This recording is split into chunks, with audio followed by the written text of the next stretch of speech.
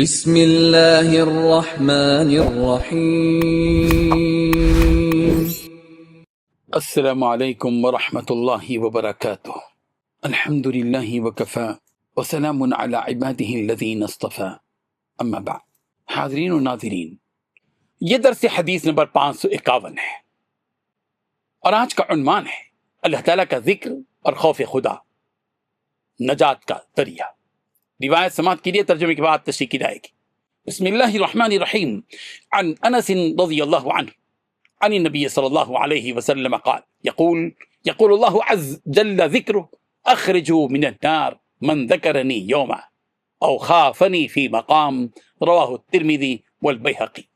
ترجمہ یوں ہے، حضرت انس رضی اللہ عنہ سے روایت ہے کہ نبی کریم صلی اللہ علیہ وسلم نے ارشاد فرمایا، اللہ تعالیٰ ارشاد فرمائے گا، جہنم سے اس شخص کو نکال دو جس نے کبھی ایک دن بھی اخلاص کے ساتھ میرا ذکر کیا ہو یا کسی موقع پر مجھ سے ڈرا ہو۔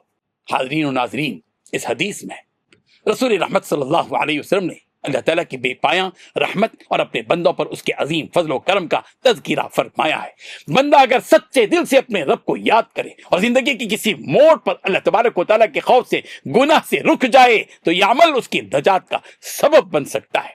اللہ تعالیٰ کا ذکر صرف زبان سے چند الفاظ ادا کرنے کا نام نہیں ہے، بلکہ دل کا اپنے خالق کی طرف متوجہ ہونا، اس کی عظمت کو یاد رکھنا اور اس کی اطاعت کی فکر کرنا بھی ذکر میں شامل ہے۔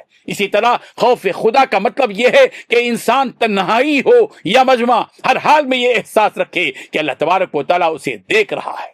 اسی احساس کی وجہ سے وہ گناہوں سے بچنے کی کوشش کرے۔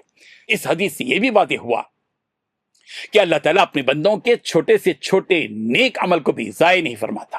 ممکن ہے کہ کسی شخص کی زندگی میں بہت کم نیکیاں ہوں، لیکن اس نے کسی دن خلوص کے ساتھ اپنے رب کو یاد کیا ہو یا کسی موقع پر اللہ تعالیٰ کے ڈر سے کسی گناہ سے خود کو بچا لیا ہو، تو یہی عمل اللہ تعالیٰ کی رحمت کو متوجہ کرنے کا ذریعہ بن سکتا ہے۔ اگر کسی سے خطائیں سرزد ہو جائیں تو اسے اللہ تعالیٰ کی رحمت سے نا امید نہیں ہونا چاہیے، بلکہ توبہ، استغفار اور ذکر الہی کے ذریعے اپنے رب سے تعلق کو مضبوط کر لینا چاہیے۔ اللہ تعالیٰ اپنے بندوں کی توبہ کو پسند فرماتا ہے اور ان کے اخلاص کو قبول فرماتا ہے۔ اللہ تعالیٰ ہم سب کو عمل کی توفیق عطا فرمائے، آمین۔ وآخر دعوانا ان الحمد للہ رب العالمین۔